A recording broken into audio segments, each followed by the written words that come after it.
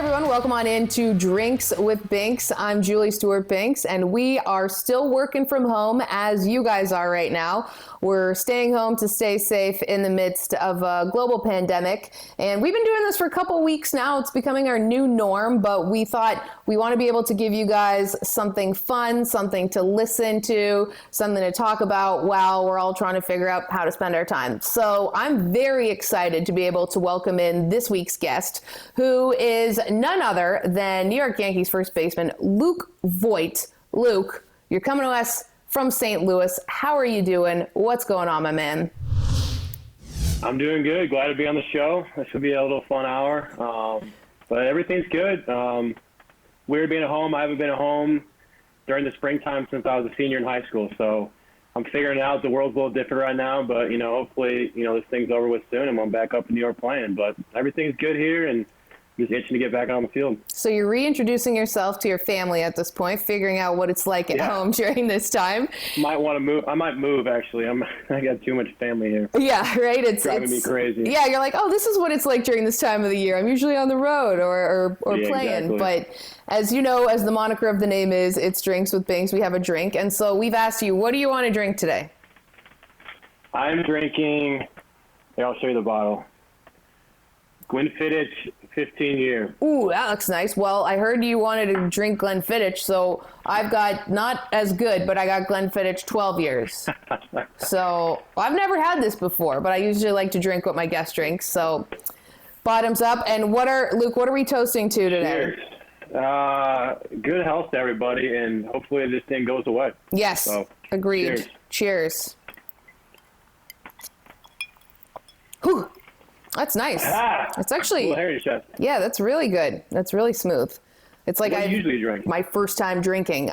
We drink everything on this show. We've had beers to cocktails to espressos to whatever. But it's great. It's a nice vehicle for me to just expense the booze that then I will drink later. So I've figured out like a great system for my job right now. But should got like martinis or something. I feel like we're actually at a bar. Yeah, I mean, to be honest, you're kind of getting out of a free drink, because if you were to come into studio, we would make the drink for you, bring it all in, but you gotta, whatever. We're working from home, so you're gonna have to bring your own. But that being said, we're in quarantine. We still get to have a couple drinks, do a little interview time. And you mentioned you're at home in St. Louis. What is like a day in the life like for you these days? Get up in the morning, make breakfast, and then I'll work out. And then over the last couple of weeks, the guy that owns the place where I hit at opened it up for me, so I've been able to hit and, take ground balls. So working out for about 2.5 hours, and then I'll go up and hit for about an hour and a half, and then come back and cut the grass and, do stuff around the house, just trying to keep myself busy and sane. Yeah, so we'll get into the baseball stuff in a second, but what are the other things that you've sort of gotten to experience? Like whether it's, you mentioned cutting the grass, doing things around the house, but like different hobbies or TV shows, anything like that? Well, the golf courses are still open, so I'm trying to figure out my golf game. That's been like my biggest thing. My wife's getting mad because I'm playing too much now, but I'm trying to get better at it. But yeah, we've planted bushes, we've mulched, all the stuff I haven't done since I was in high school, and my dad used to make me do it.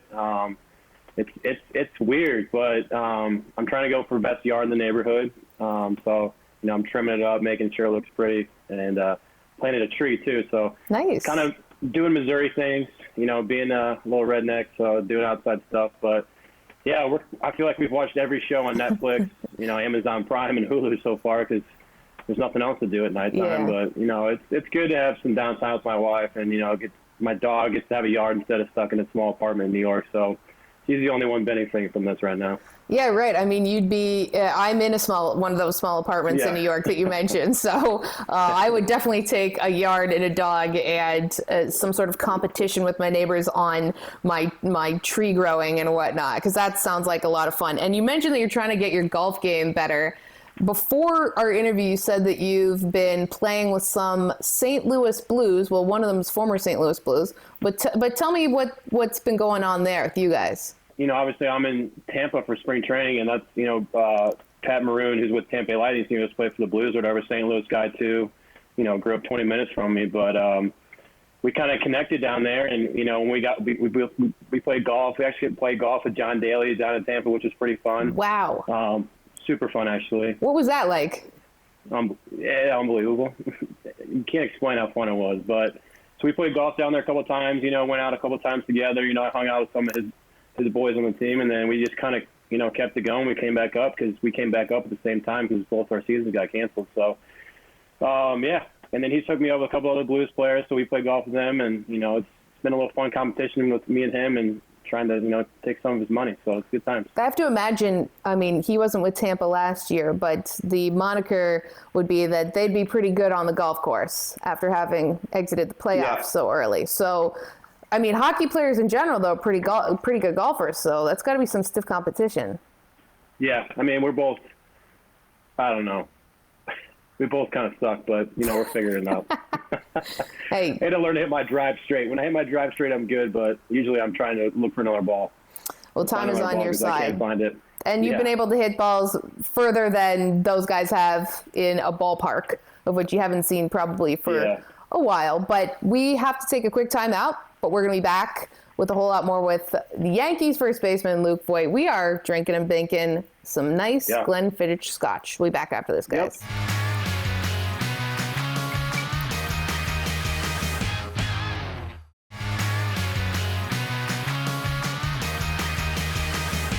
Hey guys, welcome on back to Drinks with Binks. I'm JSB. We've got Luke Voit from the New York Yankees here with us today, and we are sipping on some nice scotch here.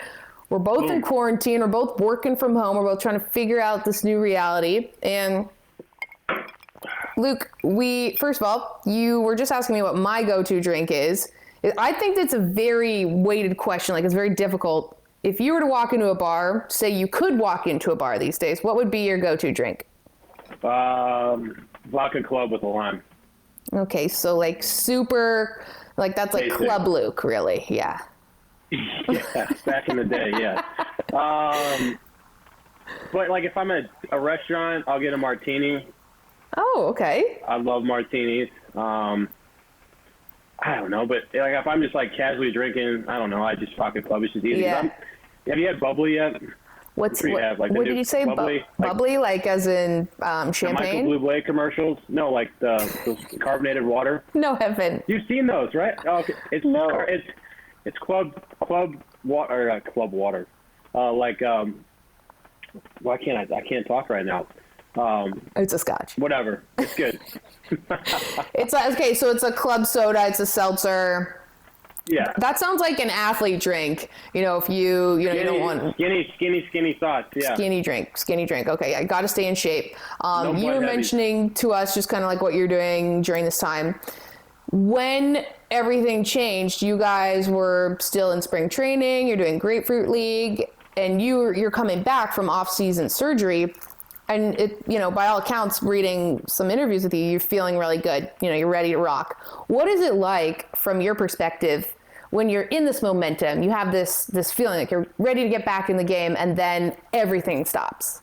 Yeah, that was what's really frustrating because I ended the year on a bad note last year, and I didn't get to play in the playoffs and stuff. But I had plenty of time to recover. I had the 3 to 4 months in the off season, and at the end of the day, like, this might actually have been a good thing for me just to give myself some more recovery time.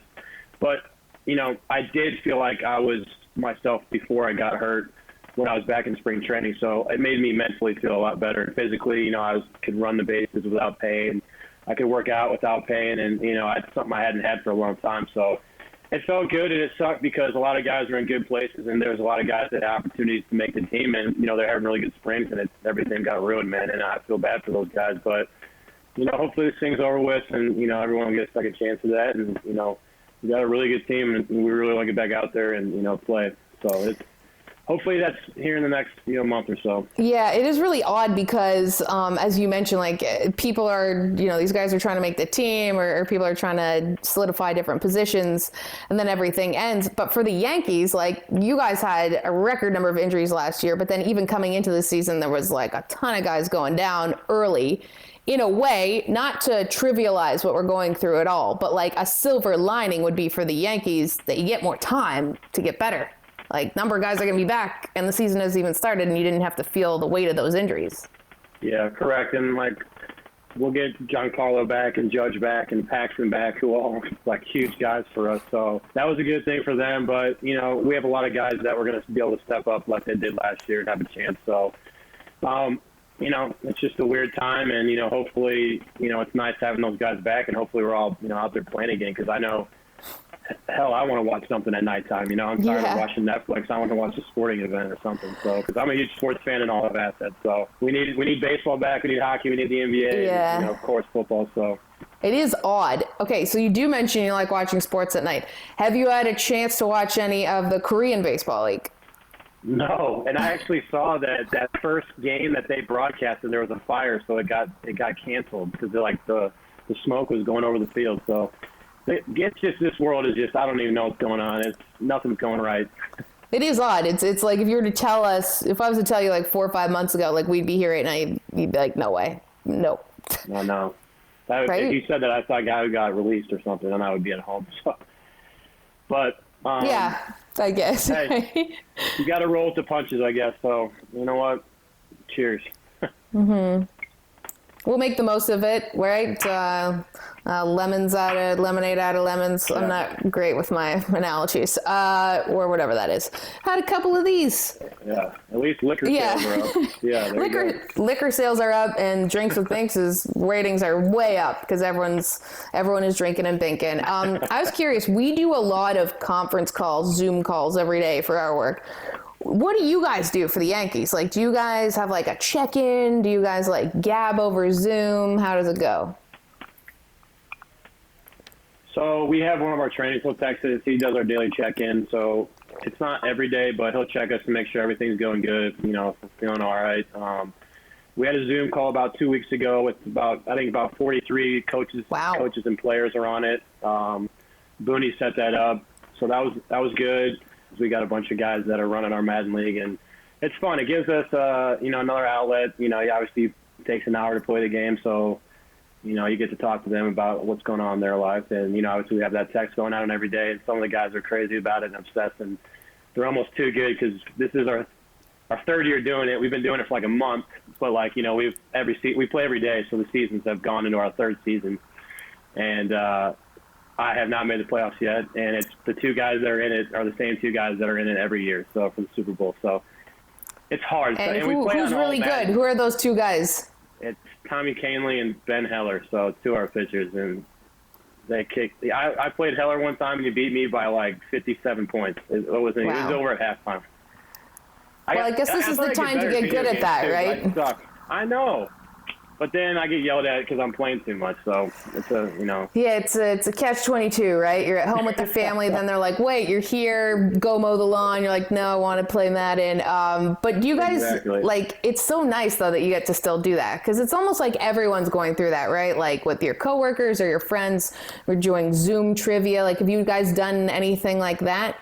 We've done, not as a team, but like we've done a couple like happy hours with our friends and stuff that have been a lot of fun. That ended up turning into stuff like this where we have, you know, maybe a couple too many cocktails, but it's fun. It's good to see people's faces that you haven't seen in a while that you probably usually wouldn't be doing this kind of stuff with. Right. So it's there's always a positive, and, you know, even when the world's going crazy. Yeah, you're probably talking to your friends and family more than you ever have during this time. At least that's how I feel.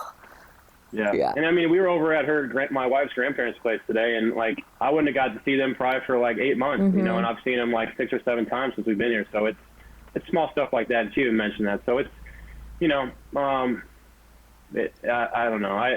Obviously I want it to be over with, but, you know, it's good to have family with you at all times too. Yeah, no, it's a silver lining. And I got to ask you, I mean, like for us in sports and media, whenever you get an update on your phone, I'm always like holding my breath, like, oh, I wonder what this means. I wonder what that is. Like, what's this? What's the validity of all this? What's it like for you as an athlete? Like when you're waiting to find out what's going on, but you're also seeing like so many different things being mentioned in the media. Does it feel almost like this stop start? Like, does it feel unsettled in a way?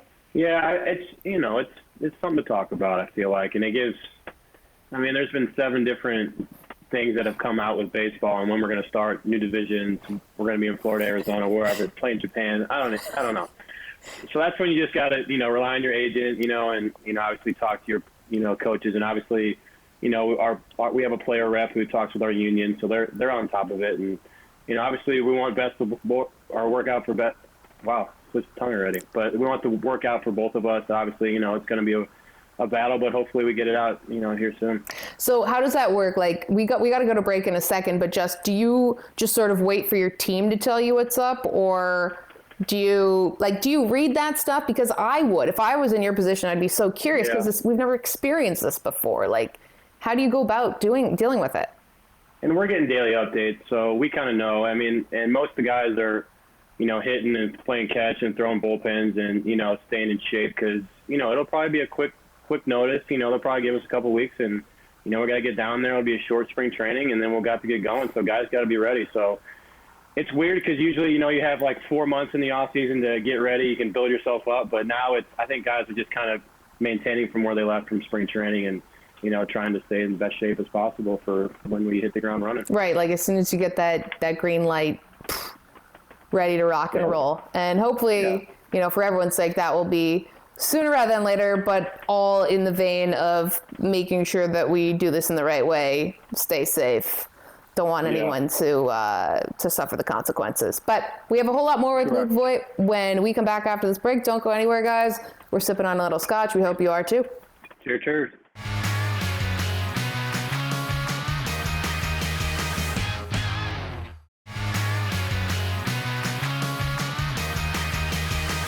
All right, welcome on back to Drinks with Binks. We are sipping on a little Glenfiddich scotch with the one and only New York Yankees first baseman, Luke Voit. Cheers.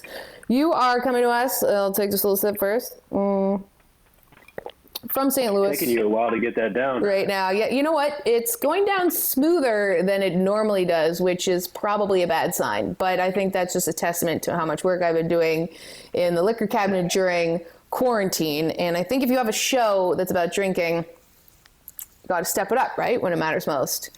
And Luke, my segue to this, I'm here for you. Before I forget, I have to ask you, have you ever met John Voit? It's funny, my brother's name's John Voit. Right, yes. So you've met your brother, but have you ever met the actor John Voit? I haven't.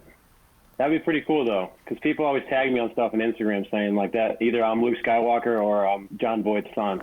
Because people actually thought I was John Voight's son for a while, but really spelled differently. So people are really good. Yeah. Yeah. Social media is very creative in that regard. What's been maybe like the weirdest or best reference that you've ever heard in terms of the John Voit, Luke Voit saga? That he's like my real dad and not my dad's not my real dad, like weird stuff like that. And it's funny because I'll get tagged and it'll be side by side and like people will put my picture and Nick's picture and like they'll point out like the same features that we have, and it's like not even close, but people have nothing else to do, so no. You gotta love the internet. You do, and as you mentioned, not even spelled the same, but I love that. That's always the thing that comes to mind. It's like, I mean, Voit is not a common last name, right? So even though it's spelled differently, but we mentioned the Korean Baseball League. There's lots of personalities, lots of bat flips, all that kind of stuff. I mentioned to you, I'm from Toronto, home of Joey Bats, not really technically, but of the bat flip. What do you think about, just seeing all that kind of personality, maybe as more so as it pertains to like the Korean Baseball League, but like, what do you think about kind of that kind of fun stuff? As in like bat flips? Yeah. It's like a little more like. They're a must. I think there's a fine line between it, but if you hit a ball 480 feet, you can do whatever you want. Now I know Joey Bats did like the best one of all time, and it was a playoff game too, wasn't it? Yes, I think it was. Yep. Yeah.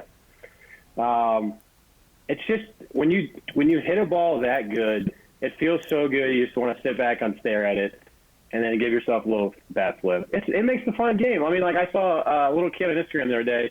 His dad was so excited because he hit a home run, and then he bat flips it at the end. It's just great. It makes the game so much cooler, and just it's making me miss the guys right now, just that camaraderie with the guys because they know it and to celebrate together and stuff like that. It makes the game so much more entertaining. It does, and it makes it fun to watch. Have you ever either almost bat flipped or wanted a bat flip? Like, have you thought about that situation? Oh, bat flipped. You have? Okay. Yeah. What was that like? When? Where? When did that happen? It's a good feeling. My first one was in the minors. I hit a walk-off against a kid on 4th of July, actually. And I think I threw the bat like 30 feet in the air. Love it. And I stood back on it, and then it was actually funny. I think the kid hit me the next time I faced him like a month later. Unwritten rules. I was like, whatever. I don't care. I won a game off you, so I'll take my base. Right. Whatever. So then, flick it off. In that same vein, what if you saw an opposing team and player bat flip against your team? How would you feel? Oh, that's why I said there's like a fine line. Because if it's a big game and it matters a lot, like in the playoffs, now if it's 10-2 and the guy makes it 12-2, it's like, bro, like we're already getting our ass kicked. Like you don't have to showboat it. We get it. So there's a difference. But if it's a walk off, you won the game. So why not celebrate? But I don't know. And if you hit a ball really far, you get to deserve to do whatever you want to because obviously the pitcher doesn't want that to happen. So okay, so ball really far in walk offs means for bat flipping. Yeah. I hope if I'm in the third deck off you, then yeah. It's fun. It's almost like, you mentioned playing golf with a lot of hockey players. Like there's a lot of that kind of stuff that goes on in hockey a little bit more. So a little bit more, some kind of like fun little hijinks on the ice. I think baseball, at least from a viewer perspective, could use a little bit of that. I mean, why not, right? I agree. Bat flip the season. Bat flip, okay. Get it back. So when the season comes back, we will look forward to the Luke Voit bat flip, and we can reference Glenfiddich Drinks with Binks was sponsored by. Yeah. I love the free advertising, Glenfiddich. There you go. That's my gift to you during quarantine. Let's get back to some other stuff. You guys with the Yankees, you are living the dream, Luke. And in the off season, you guys were able to get Garrett Cole. What was the reaction when you knew that this elite pitcher was coming to your team? It was the best acquisition in baseball. That's the one thing we obviously needed. Obviously, with a lot of guys going down last year, we needed that workhorse at the top of the guy, one of the best pitchers in baseball. He's everything that this team needed, and now we have. And it sucks we lost Severino this year, but we have a lot of other guys that are going to step up and take that opportunity. But Garrett's not only there as a physical presence, but he's there as a friend, and he's really, really smart. So it's nice to bounce things off him, and he's a guy that you can sit down and have a conversation with, and it turns into an hour conversation talking about baseball and what he does and how his mind is set when he's in certain situations. So it's an awesome presence. I'm excited. I only got to play with him one time in spring training because I was always on the opposite schedule he was, but I'm glad I don't have to face him anymore. He's a stud, and hopefully I get to play with him for a long time in New York. Yeah, I mean, it's amazing that he's already had that impact on you in even just such a short time. You play for the Yankees, but most people don't know what that's like. What's the biggest misconception for being a Bronx Bomber? Biggest misconception is everybody, I grew up hating the Yankees. Obviously I was a Cardinals fan, and, they always won, so you wanted to see someone else win. And once you get to be a part of it winning, it's the best feeling in the world. They take care of you like no one else, and obviously every team's goal is to win, but there's just a different standard. We make the playoffs, we win 100 games, that's nothing. We expect to win 120 games. So I don't know. The guys in the clubhouse are awesome. They're awesome leaders, and they obviously got that from guys like Jeter and Rivera and Andy Pettitte and Bernie Williams, and now that was passed on to CeCe and Gardy when they were young, and now CeCe's passing on guys like Judge and Giancarlo and Glaber, to where we're keeping that same mentality over and over and over. So I don't really think the misconception is don't hate winning, because winning is everything, right? That's all you want to do in life is you want to win. Whether that's playing blackjack, you want to win more money, or you want to build a bigger business. But don't hate on winning, especially when you play for the best sports team of all time. With 27 championships. So it's pretty awesome, and we have the best fans in baseball, and they bring it, especially when it's playoff time. Well, that is a unique vantage point as a Cardinals fan. You said that you hated the Yankees growing up, but yet you have this twinkle in your eye discussing being there and your times. They've won you over, clearly. Yeah, they won me over. So, and they won me over in right when I got there. So it's been cool. Obviously, I was a Cardinals fan growing up, and I'm from St. Louis, so and I got to make my debut with them and play with them. So it's I just love being a Yankee, and obviously I'll never forget where I came from though. But bleed pinstripes now, Ooh, baby. that's good. That's some, I'm sure, fighting words for the people in that household and beyond in St. Louis. But Well, that's what everybody's wearing Yankee gear now here, and everyone's like, "Why are you Yankee?" Everyone's like, you get people in like Nevada and Texas wearing Yankee stuff, and it's like, well, you know what? They got a reason to. yeah. And we're always on national TV, so they can watch. Yes, so. they can watch, and it's good to be a part of the guys that are winning. That is a great point that you mentioned. You want to be a part of the big wigs. We got a lot more to get to with you. That's called trying to speak when you've had a couple of drinks. On Drinks with Binks with Luke Voit. Guys, don't go anywhere.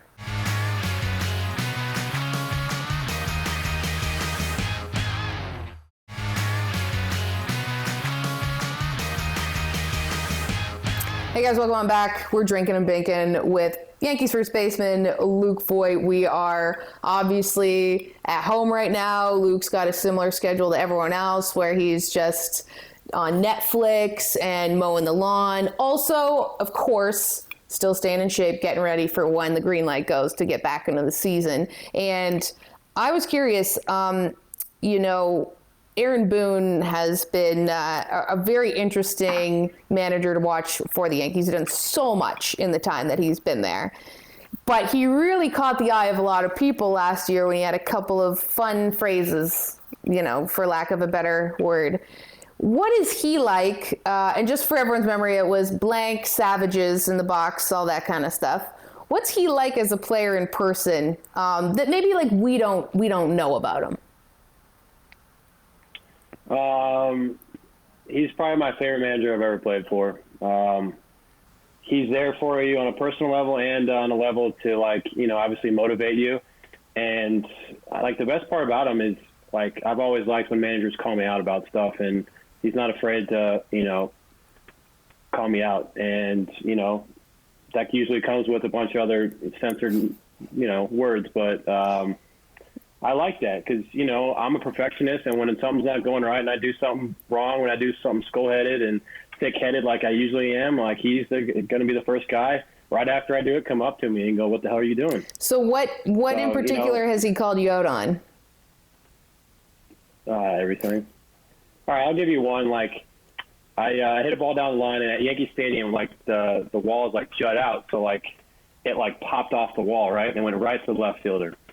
And, I hit first base, and I was like, shit.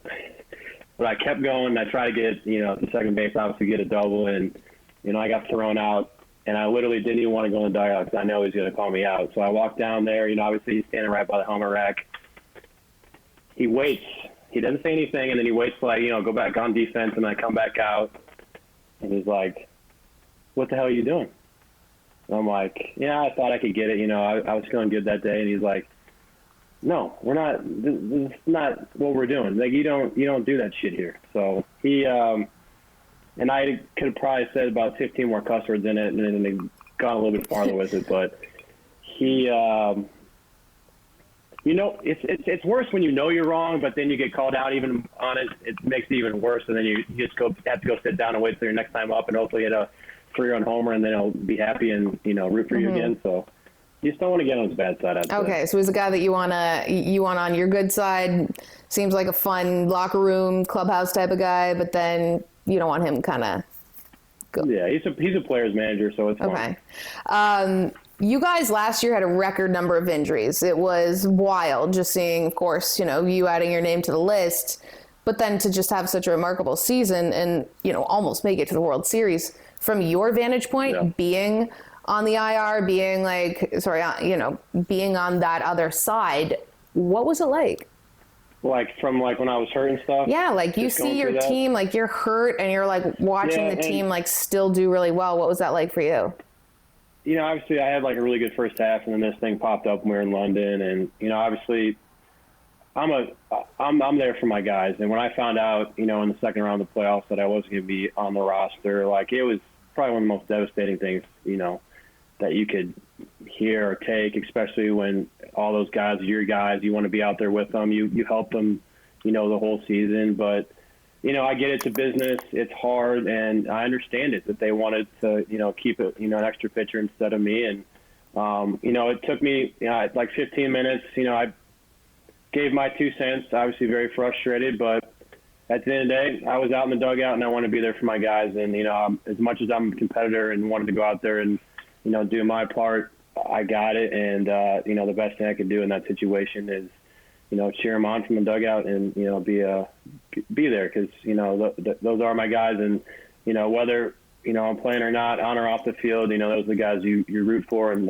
I wanted to, be the best team that I could be. Yeah, I'm sure that speaks volumes to the organization at the same time. And speaking of teammates, pivoting slightly, you mentioned to me that if we were talking golf before, but if you were to have a golf foursome, without hesitation, you mentioned you wanted Aaron Hicks to golf with you if you're going to win the Masters. How come?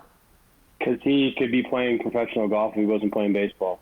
I've actually never seen him play, but I know that's what I've heard from guys.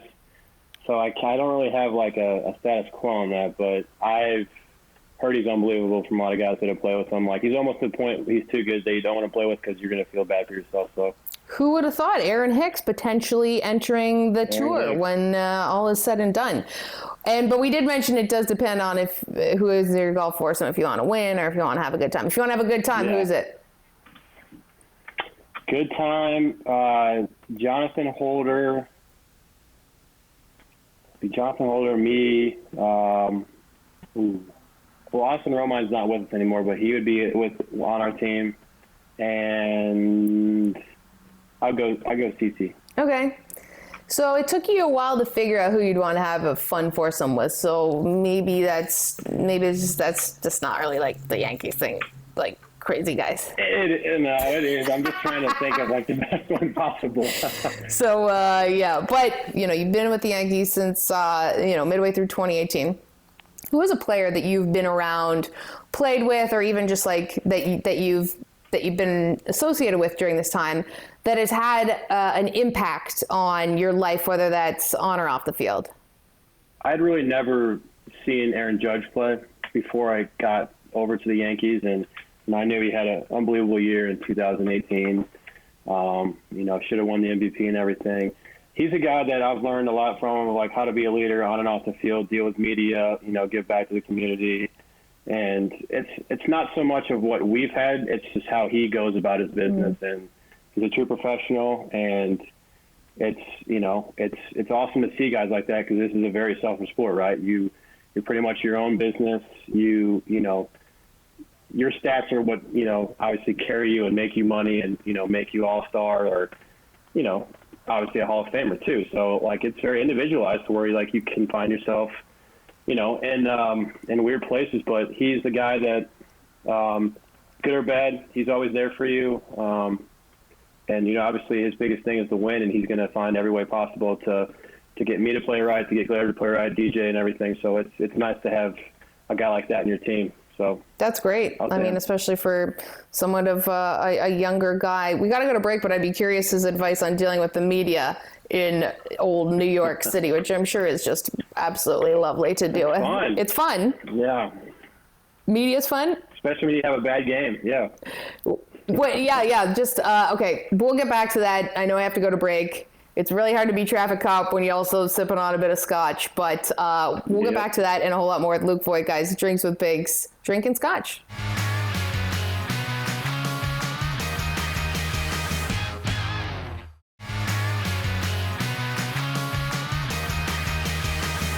Welcome back, guys. We are sipping on scotch on Drinks with Binks with Yankees Luke Voit joining us, thankfully, so much during quarantine. It's great to get to know you. But we were talking about dealing with the media, speaking of which, you're doing a show right now. And what is something that Aaron Judge has maybe told you about this situation? Like, you mentioned that he is kind of like given some hints or kind of like taking you guys under his belt. What has he said?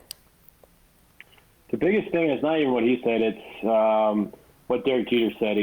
He's like, good or bad, as long as you give the media 10 to 15 minutes a day, they won't really find a bad, and obviously they're going to write bad articles, but like they won't find a place to hunt you down and write anything bad about you. So it's just giving them the time. And sometimes you don't want to, and, you know, obviously you have a bad game, you have a good game, you know it's coming, but, like, it's part of it. It's cool. You know, it gets your name out there more. It's big. It's New York. It's one of the biggest cities in the world. And, you know, we get probably 25 to 30 reporters in our clubhouse every day. So it's almost impossible to avoid because, you know, someone's going to find something about you to ask. So I don't mind it. You know, some guys hate it, but it's part of your job, so you got to do it. So then if you were to give advice to someone who was coming into the locker room, like say I was joining the Yankees and you're like, watch out, don't say X, Y, Z, what would those things be?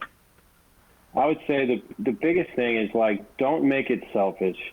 And if they get, it's easy to find yourself talking about yourself because they're going to ask you questions about you, but, like, expand on that and say how good of a game that DJ LeMahieu had, you know, or a great play that was made. Like, you can always, like, the question that's asked, you can change it and make it about something else. So I would say, like, just always have your guard up. You know, obviously you might say some bad stuff here and there, but know you can always turn the conversation into something that is a positive thing. Yeah, it's answer the question that you want, it seems, with a lot of athletes. But one of them, I would say, is like if you go into the clubhouse after, like, say, like some stories leaked or like someone says something, like, do guys sort of razz you at all? Like, what's the culture like if like a story breaks or if something comes out about you guys? There's weird stuff, but, you know, we have a really good media guy, and Jason Zillow, who's our guy that, you know, he's been doing it for 20 years. So he's been through the ringer of a lot of stuff that goes on with guys. But there's just certain things that, you know, we try to pull each other to a side, or, you know, maybe the leaders of the clubhouse will do is, you know, go up there and talk about certain things. I mean, because we've gone through a lot in the last, you know, couple of years, even with me being there. And then I know they've gone through a lot in the past too, just with, you know, how stuff gets leaked, because, you know, we're the New York Yankees. So, you know, they're always going to try to find a way with, you know, obviously something off the field that, you know, obviously we can't control everything we do. And, you know, obviously we try to live a private life, but it's, you know, it's kind of hard when you live in the city around 1 million people, or like 1 million people. So what's that like? Like when you go outside, you're at your house, wherever you live, like, do you have to really almost like disguise yourself? I don't. I mean, I learned I can't take the subway anymore after, like, when I got traded over in 18. But it's cool, and it's something that, like, you know, only get for like a short amount of time my whole life. You know, getting recognized at a grocery store, or, you know, walking down the street or whatever. It's cool, and I'll take the time to maybe sign something or take a picture with them. It's you know, it makes you being a baseball player and a human. But, you know, obviously I grew up, you know, rooting for football players and baseball players, and when you meet someone when you're 10 or 12 years old, it's something you'll remember the rest of your life. So I always kind of remember that when, you know, maybe a kid comes up to me and wants my autograph. So that's good perspective. It feels like very Midwest to sort of remember that and be considerate. Yes, no. But I did read somewhere that you said you met Al McInnes in a grocery store when you were younger, and that had a profound effect on you, right? So exactly, it's something, and you always find your way when you're watching the Blues game. I was always rooting for him to score a goal. So yeah, it does. It's interesting when you're a kid, especially. It's huge. But pivoting a little bit, you know, we're talking about the season. We're talking about sort of like the world we're in right now. Before all this ended, there were some of the biggest stories in the world that were going on, at least in baseball. Let's, you know, kind of lessen the scope. In terms of teams that you guys had faced before, Astros, Red Sox, but most importantly, like the Astros with the sign stealing scandal. And in spring training, it felt as though like everyone was leaning into that. Like people, you know, fans were banging the trash cans at every game, all this kind of stuff. But then now there's no sports. And it kind of feels like we've all forgotten about it in a way. Like it's just not at the forefront of our minds. We don't see the games. What do you think it's going to be like when we come back? Like, will people still remember that, or will it be like enough time has passed? No, I think people will definitely remember it, for sure. I think it's just there's more important things in life that people are worried about, and obviously trying to stay safe and, you know, obviously do the social distancing part. But it was, you know, a frustrating time in our game and kind of put a damper on our game. But the true baseball fans are always going to come back out, and they'll remember. It doesn't matter if it was in 1978 or 2019 or 2017. So it's, it's frustrating for the game, and, hopefully it's passed. But baseball fans, especially in New York, will not ever give that part up. So. Especially having faced them in very pivotal games during this time. Recently, speaking of, another team, Red Sox, punishment came down a couple weeks ago that seemingly was pretty light. Yeah. What do you think about that? Like, that's another team in that year that won the World Series. Correct. And, obviously I don't know everything about it. I wasn't here, with the Yankees at that time either, but I know they were doing diligent work on them and trying to figure out what was going on. So, obviously, I think people expected it to be a little bit more harsh. Maybe this, whole COVID thing helped it a little bit. But, obviously they fired a bunch of people, and so did the Astros. But, obviously they have next year to come back. I know I was reading one. somewhere Buster Olney said that, like, these suspensions basically are still the same regardless of when the season comes back. So that's pretty good if you're the Astros and the Red Sox at this point. Yeah. It's weird. It is weird. I'll leave it on that is the media training that you've clearly learned from the Yankees at this point.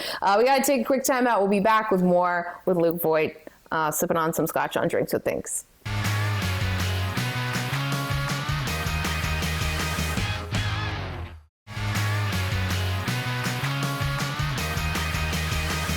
Hey guys, welcome back to Drinks with Binks with the Yankees, Luke Voit. We've been having some scotch, and there's so many things I want to ask you about. We only have a short amount of time left, but we were just talking about the sign stealing scandal, which was, really big. And you guys, as people that are not implicated in this situation, you don't want to be the guy that says a quote, we mentioned this, but you also don't want to let cheaters off. When people say, this is a tipping point, this is a bigger thing than that, this is a lot of clubs do this. Like, how do you feel about that? It sucks and it's frustrating and it's a bunch of BS. There's nothing you can do about it. It happened. They gave out the punishment. A lot of guys are very, very frustrated, and, obviously it's going to be different when ball gets going, with how they get treated, and I'm sure they're going to get booed in a lot of places. So, hopefully MLB can put a damper on this, but they're also, potentially maybe like taking, our computers away, which we go down in the dugout, and, I want to look at maybe footage of my swing or like where the ball and strike was for that at bat. So it's also putting a damper on everyone else. And it sucks because a lot of guys use video, for their at bats and throughout the season of, something that they can go and look at, especially like a DH. Like a DH is literally probably just staring at footage the whole game because, they only literally play like 10 minutes of the game. So it sucks, obviously we're all glad they got punished and it came out, but, you can't change history. So, I don't know. Yeah. That's tough. Quick, just sort of quickly, but you guys, after sort of some of the stuff comes out, do you sort of think like, oh yeah, now looking back, like I have seen guys kind of like do some shady stuff? No, and there's a different way of, baseball's always had, sign stealing, right? It's always, the guys at second base maybe trying to steal a catcher's signs, right? That's been a part of the game since I was 12 years old. It's been, and that's different. It's been like that since 1905 when they were playing. There's a way of playing baseball, and then there's a cheating way. And the Astros and the Red Sox went above and beyond with it. And, they used what, our future has in cameras and stuff to take it to their advantage. And it's frustrating when those things are supposed to be to, help us get better. Mm-hmm. So, but you know what? It happens in every aspect of the world, in every business. There's always going to be cheaters. So, and, someone that ruins it for the rest of us, right? That's tough. Yep. Changing topics entirely, I have two questions I really need to know the answer to. Number one, what would be an analogy for the Yankees' relationship with the Mets? Subway Series. So do you hate the Mets? Like, is like a animosity? No, no. And I got a couple buddies that play on that team, so I don't. It's obviously fun because it brings the city together every time we play, and maybe we could play in a World Series again someday, like they did, a while back. But I got no blood against the Mets. You like the Mets, but you don't like the Red Sox or the Astros?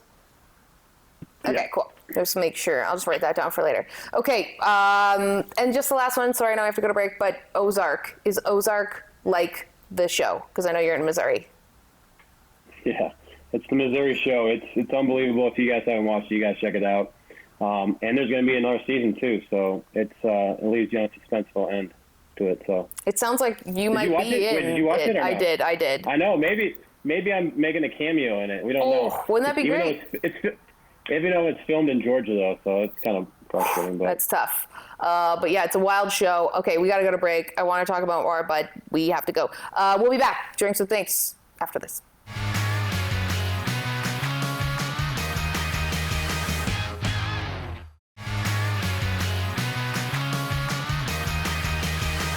Hey guys, we've been having an awesome time on Drinks with Binks with the Yankees. Luke Voit, who has just been giving us a ton of great stories during quarantine, and you can follow him on Twitter at LLVIII40 and Instagram, Luke Voit. And Luke, as we finish off the rest of our scotch, we don't have a lot of time, very, very quick. Give us one parting thought that fans can think about you with. What do you want to say?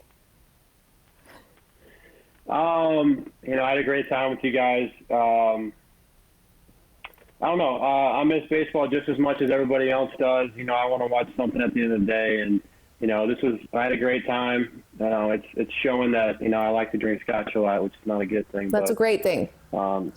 It keeps the hits coming. So, but I want everybody to stay safe out there. This is crazy. The social distancing is crazy. But wear a mask when you go out. I wear a mask, and we need to get this thing over with so we can get back to life. A lot of people are hurting right now, so we need life to continue. And, hopefully our government's doing the best they can do right now to get everything going. And stay safe. Cheers. And cheers to, getting back to the world we used to know. I love it. Politician Luke Voit, wear your mask, stay safe. And when you're not wearing your mask inside your home, make sure to have some scotch. Thank you so much for joining us, Luke Voit. And you guys remember, you can check us out on YouTube, Fubo Sports, on Instagram, Fubo Sports, on Twitter, Fubo Sports. Stay safe, guys. Keep drinking and binking.